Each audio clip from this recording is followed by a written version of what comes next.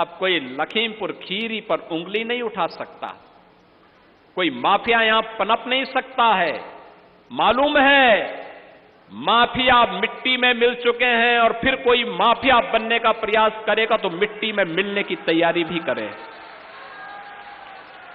किसी माफिया को पनपने नहीं देंगे, गरीब का हक किसी को छीनने नहीं देंगे,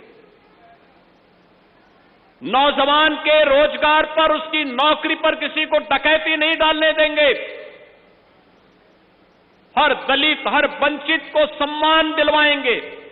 और इसलिए हमारी सरकार ने तय किया है, बाबा साहब भीमराव अंबेडकर,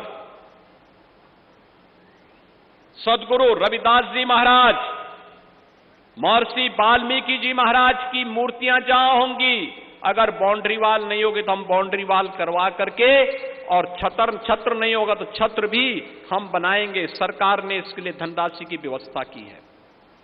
सामाजिक न्याय के जितने भी ऐसे पुरोधा हैं, आज ज्योतिबा फुले जी की पावन जयंती है। याद करिए, उन्होंने शिक्षा के लिए, समाज सुधार के लिए अनेक कदम उठाए थे। सरकार उनके गौरव को आगे बढ़ाने का कार्य करेगी। महाराणा सांगा और महाराणा प्रताप के वंशजों को आज सम्मान दिलाने का काम ये डबल इंजन की सरकार कर रही है। तो बाबा साहब भीमराव अंबेडकर हो, सदगुरु रविदास जी महाराज हो, महर्षि वाल्मीकि जी, जिन्होंने भगवान राम से हम सबका साक्षात्कार कराया रामायण के माध्यम से, इनके सम्मान को आगे बढ़ाने का काम हम सबका दायित्व है। और अगर हम उसमें कुछ करते हैं, उन अपने पूर्व यानी उन ऋषि परंपरा के प्रति, संतों के प्रति, पूर्वजों की परंपरा के प्रति हमारा एक कृतज्ञता होगी। और वही व्यक्त करने के लिए आज बहनों भाइयों मैं आपके बीच में आया हूं। अब मैं आपसे कह सकता हूं कि उत्तर प्रदेश का नौजवान पहचान के संकट से अब नहीं गुजर सकता है। अब 1 डिस्ट्रिक्ट 1 माफिया नहीं, 1 डिस्ट्रिक्ट 1 गुंडा नहीं, अब 1 डिस्ट्रिक्ट 1 मेडिकल कॉलेज है। लखीमपुर खीरी में भी अपना मेडिकल कॉलेज हो गया है। 1 डिस्ट्रिक्ट 1 प्रोडक्ट है। यहां के थारू जनजाति के द्वारा बनाया गया प्रोडक्ट लखीमपुर खीरी का प्रोडक्ट बना है।